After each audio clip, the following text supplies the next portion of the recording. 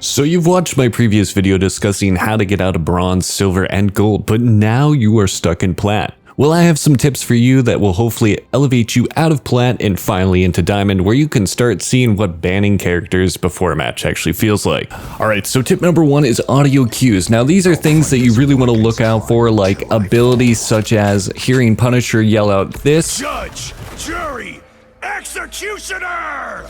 Or maybe it's going to be someone like Doctor Strange using his normal ability of opening a portal like this. I'm opening a portal. Now these things are easy to listen out for, but it can be easy to get overwhelmed by all the noises going on in the game at any given time. And you will know that my previous video I did say that turning on subtitles sometimes can be a better approach at doing this so that you know that these abilities are happening.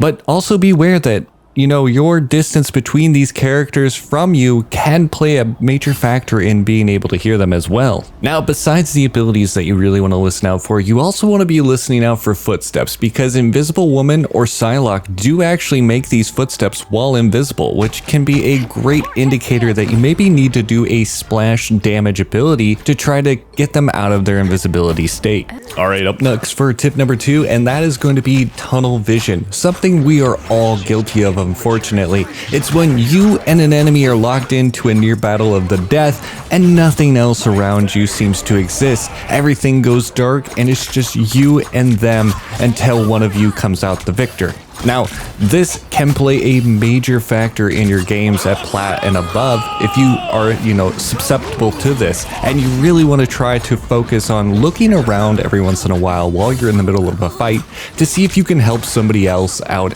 at any given point. Other things that can happen while you're in this state as well is maybe the healer throws a healing orb, or maybe you've backed up into a room with a health pack as well that you could have grabbed, but you were so focused on the enemy that you didn't realize where you were at the time.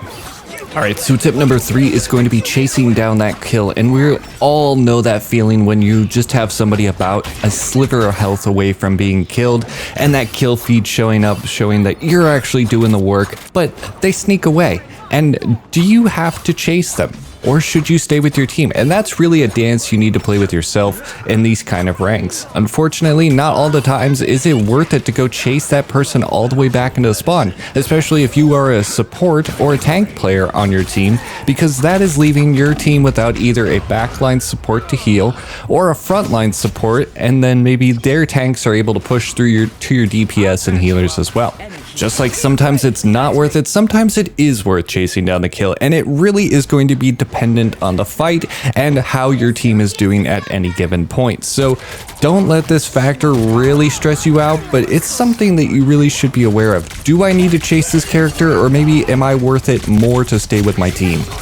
Alright, so tip number 4 is going to be off angles. Now this becomes very important at this rank and going forward, because you need to be sure that you're in the best position possible at any given fight, or say you're even support. You want to have good line of sight on your teammates, but not on the enemies, because you don't want them to be able to easily take you out. So having a good understanding of how to play in a certain map is vital here. Now, if you are struggling in certain maps, there is no shame in doing a little bit of research. There's plenty of guides out there that'll help you get better at positioning. Moving on to tip number 5, and that is all role mastery. So if you've been following along with most of my guides, I've been telling you that you should be able to main a certain role, but also have a backup at any given time. So whether you're a tank player, DPS, or support, you should be able to also flex into one additional role. But at this point, you really need to master all different roles, because you're going to run into teams where you're going to have one tricks in maybe both of the area roles that you are normally playing, and all of a sudden you're kind of out of luck, unfortunately. So being able to at least play a couple characters in each role is going to be vital moving forward. And it also gives you better bonus points on understanding how these characters really work and knowing maybe what the enemy team is thinking if they pick those characters, so you know how to kind of counter them or play around what they might be trying to do with that character. just like in tip number 5, where we're going to understand all the different roles, in tip number 6, I want you to be able to know when to switch. Now, I'm not saying you always need to switch, but if you're getting absolutely farmed by some enemy player, it might be time to switch, because that might be all that is needed for you to do a little bit better. Also, be aware if your team doesn't have good synergy. So your team up bonuses sometimes are really powerful. Things like Spider-Man and Venom with a penny, that can be very huge. So if you're like the odd man out on your team, think about swapping so that you can be better suited for your whole team composition. Alright, so tip number 7 is going to be covering your teammates. Now, everybody has a role to play, unfortunately. And if you're a healer, your job is not just to throw out heals and hope and pray that that's enough to do the work. Sometimes you actually have to throw out some damage here and there as well. And if tanks, you need to make sure that your backline isn't getting destroyed and the tanks on the enemy team are just sneaking around you. You need to make sure that each role that you're playing is being used effectively. And I feel like this is the hardest dance to play with DPS, because sometimes you need to be out back just guarding your healers so that they can heal you and you keep them alive from maybe diving characters like a Spider-Man or a Black Panther, or you need to be kind of closer to the tanks who are maybe just walling off the enemies so that you can finish them off easier. It's really going to play into that team composition, what kind of map you're playing on, what the player styles are as well. So you just need to be fluid with the ability to know what's going on around you. Now, while we're still on the subject, for tip number 8, that is going to be mastering your characters. Now, we've gotten the understanding that we need to know how to play each role, we need to know when we need to swap, but you also need to be very comfortable with the players and characters that you're going to pick. So if you are say a Doctor Strange main, and you are playing him well, but now you're starting to hit a wall and not do as well. One of the great things about all the social media stuff is there are tons of tutorials out there. So things like watching YouTube tutorials from players that are possibly in Celestial or top 500, you might learn about different ability combos to use, movement cancels, or things that they're just pulling off that you didn't even know existed, really. So once you learn these kind of things, you do need to go into the practice range or a quick play before you go back into comp to try to test these out and kind of refine them to make them fit your play style. But this can improve your gameplay immensely. Now, I want to move away from the characters a little bit here, and we need to talk about push-pull dynamics. Now, I've talked about this in my previous videos as well, but the whole game is like a giant dance, unfortunately. If you're doing super well, you're taking enemies off the board, you need to push up and create more space for your team. But the opposite is in effect as well. So if your team is starting to get picked off, sometimes retreating back just a little bit to get in a more defensive position can be more worth it. So really just understanding how the game is and the fluidity behind it is vital in making good plays and understanding when to push, when to pull back, and just kind of when to keep the fight, because sometimes you just need to kind of stay stagnant around a point for a little bit for someone else to get ult charge, which can in turn change the entire fight over as well.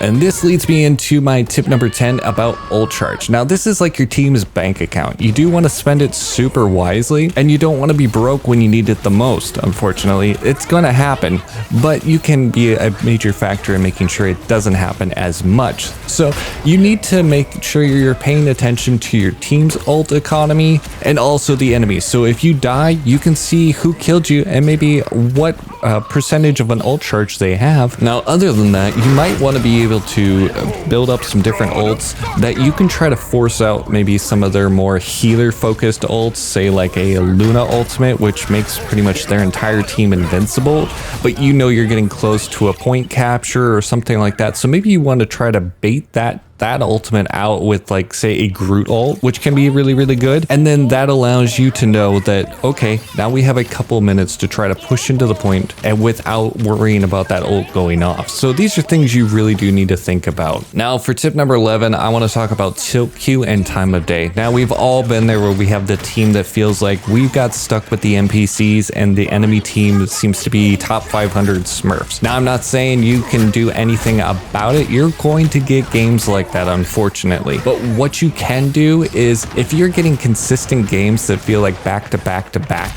of this, try to take a break. Stepping away for 20 or 30 minutes, grabbing a snack, watching a funny show, or maybe even just going to quick play instead can be all the factor that you need to really just change your mindset and get into a better headspace before going back into comp. Now, on the reverse of that, if that seems to not help completely at all, and honestly I've seen it happen this way, try changing up either the days that you play or the time of day that you play. Sometimes I have found that early morning games before 9 a.m. can be super easy. It feels like you're the one playing against bots. Whereas if you start to get into the 1 p.m. to 5 p.m. range, suddenly you're playing against maybe streamers or people that are constantly grouped up. So try to vary it up a little bit if you are struggling, because it might be just a little bit of a push that you need to push into the next rank. Now that wraps up my top tips for breaking out of Platinum and finally into Diamond. Now hopefully this gave you a better idea of what to focus on and to help you climb.